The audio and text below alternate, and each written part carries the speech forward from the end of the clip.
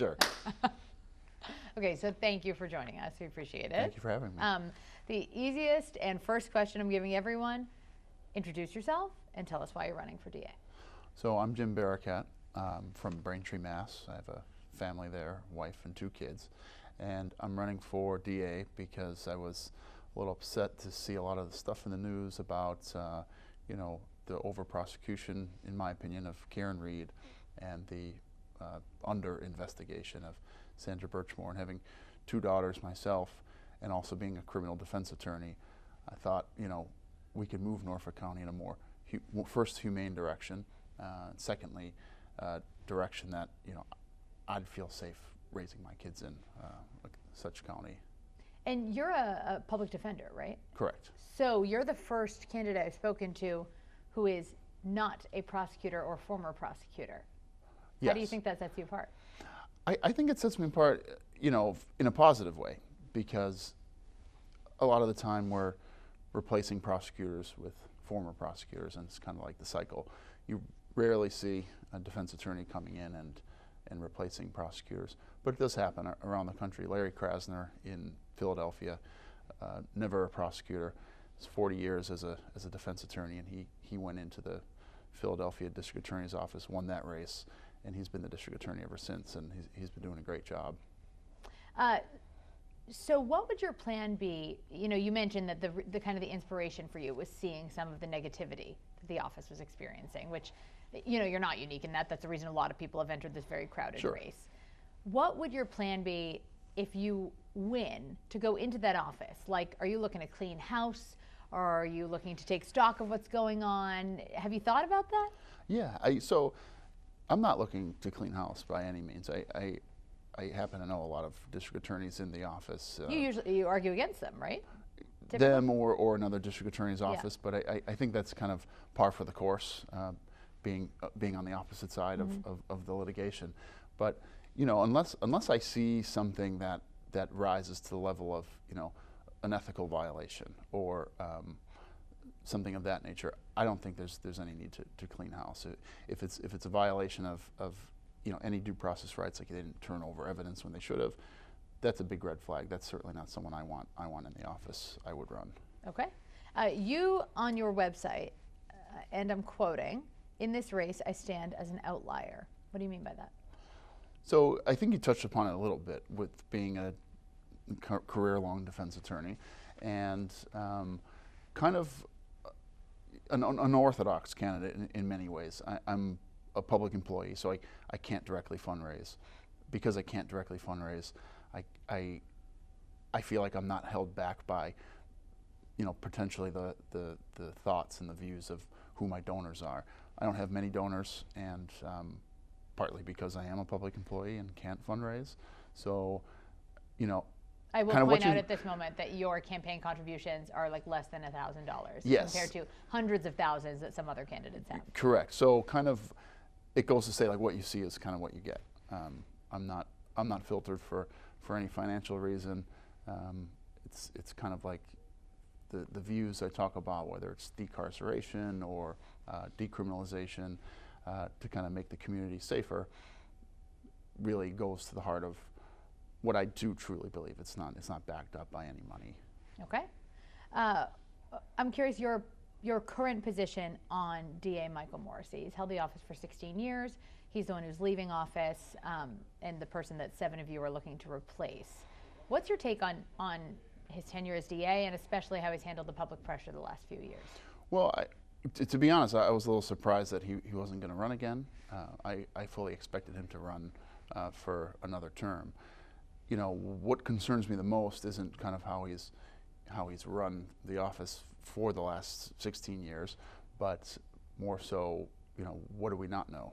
And that being, like, a lot of the things you've seen in the media is about whether it's corners cut or conflicts of interest or just under or over prosecution. You know, these are what we see. What about all the stuff we haven't seen? And that concerns me the most. So you think that might just be kind of a tip of an iceberg situation? Correct. Okay. I want to talk about some of these cases. Obviously, Norfolk County has been in the news a lot lately. And I think part of the reason this field is so crowded is because of that.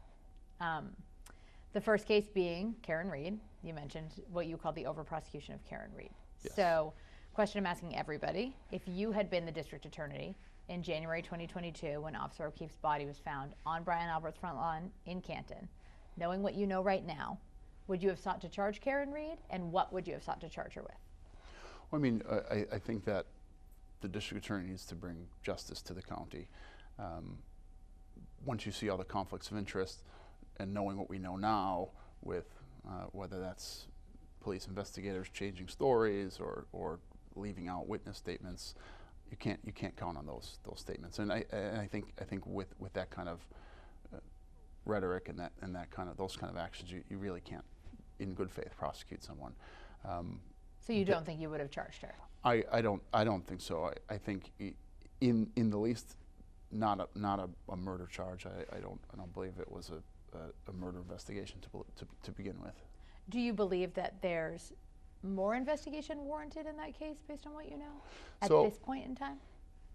Well, I guess it depends on who you're looking at. And I say that because coming from a criminal defense standpoint, if you've got a client who's someone who's now being charged with the murder of or the death of John O'Keefe, the first line of defense is going to be, no, you had the right person the first time with Karen Reed. So it's really hard to prosecute someone for the death of John O'Keefe at this point. After 2 trials. Correct. And so the only thing you might prevail with on that would be a perjury charge. Perjury in Massachusetts on a murder case is also life in prison. So up to a life in prison. But would you relook at that if you got the opportunity? I think so. If very credible information came forward that warranted, a serious investigation, then yes. Mm-hmm. And you mentioned the Sandra Birchmore case too. We've spoken to most of the other candidates about this as well. It seems like, based on what happened here is that the investigation kind of halted after the medical examiner deemed it a suicide. What do you think should have been done differently from the DA's perspective? I certainly think an independent prosecutor or independent investigator should have been the first in the door, given that the number one suspect or suspects were police officers who in effect were grooming or may have been grooming this young woman, and just the troves of evidence. It's my understanding that the same state police officer who did the forensics on Karen Reed also was doing the forensics on Sandra Birchmore, and just so happened to miss 40,000 text messages between Matthew Farwell and Sandra Birchmore, and it's really unacceptable. Okay. Next person I want to talk about is fired State Trooper Michael Proctor. You alluded to this with police misconduct and poor investigation and whatnot. Obviously, he's been fired since all of this, but the fallout from his role in these cases continues, and whoever's the next DA is going to have to handle that. There's the Miles King case that's ongoing that his attorney's trying to get dismissed right now because of Proctor's involvement. And I know there's a number of other cases that his name has been a part of. Do you have any kind of plan for that? Have you thought about what your plan is for dealing with those cases if you were to take office? I think you need to start fresh in many ways when you look at these cases. You mentioned the King case. There's also Justin Root, who is Proctor was involved in that investigation as well, and his death. And sorry, I just want to give context for our viewers. Justin Root died, and yes. he in an officer-involved shooting. Yes. And he was accused of kind of brandishing a weapon near a hospital, is my understanding. Correct. Right. Okay. And that was in Boston, and Yeah. it moved into Brookline, which is of course Norfolk County, and Right. and cross-county lines there. Yeah. Proctor's part of that, and I've spoken to some folks from Justin Root's family who say that kind of the same things that were going on with the Karen Reed, or with these these racist, misogynistic text messages, certainly must have been going on with his case as well. So, I think to even invent a unit to kind of look at what's going on. I understand the Committee for Public Counsel Service has been asking the state police for all of Proctor's cases that he's ever worked on, you know, to re-examine them. What went wrong there? Much like the Annie Duke and Sonia Farrak Hinton Drug Lab scandals. Okay, the next case I wanted to ask you about is Aidan Carney, also known as Turtleboy, the online independent journalist, blogger. He is facing witness intimidation charges in Norfolk County, and his trial is set to happen by a special prosecutor right around the time when the new DA would take office. Have you looked into that at all? Do you have any thoughts or plans about his case? Well, it's interesting because he did call me out on a show that he did run, and then I'm. What did he say? Either was supposed to be. He thinks I ought to drop out of the race, put my support behind another candidate. Okay. And you know, he's really concerned about a vote split between Greg Connor and one of us other 6. Okay. And you know, a vote split is very statistical in nature. Unless it's head on head, you're going to get a vote split, right? No matter There's 7 what. of you. Correct. So, and then you know, I had something to say back to him. I don't know.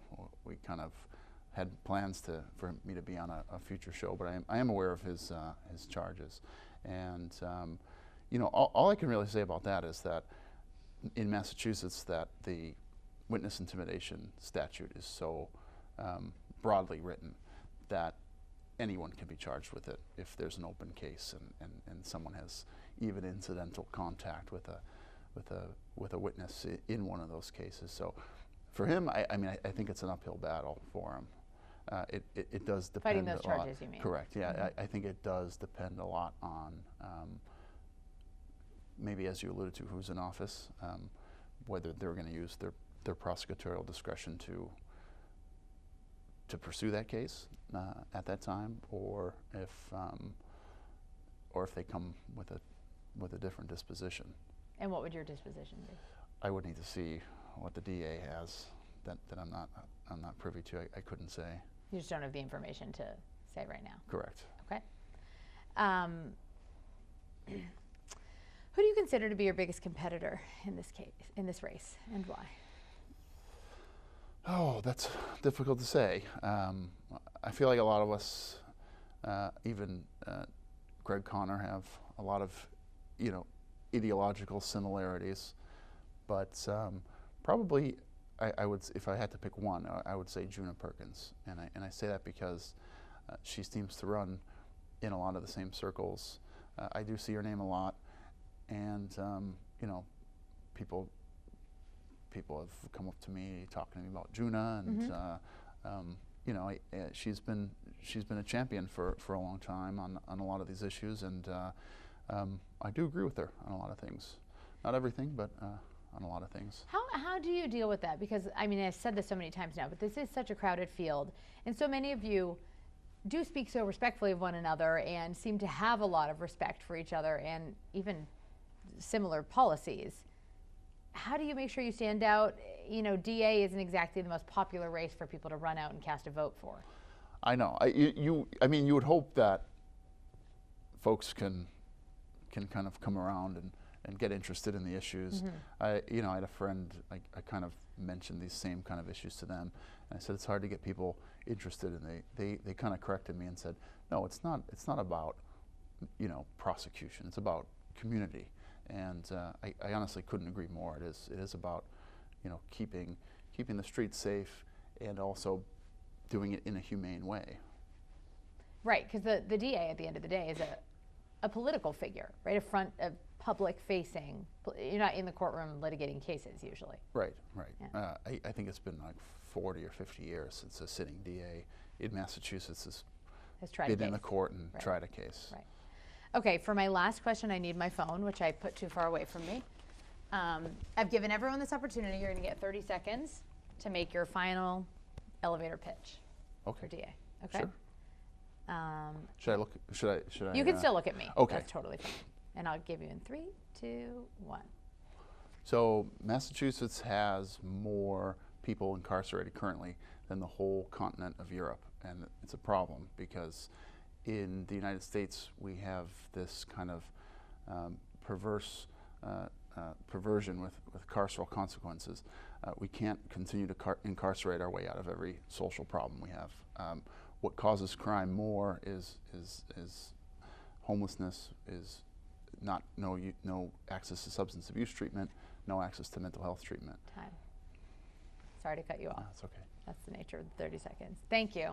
Can I get Thank another you for 30 taking seconds? the time. Can Yeah, I do that no. again? Only 30 seconds no, per I get candidate. It. No, that makes sense. Thank you. Yeah. I appreciate it very much. Yeah, not a problem.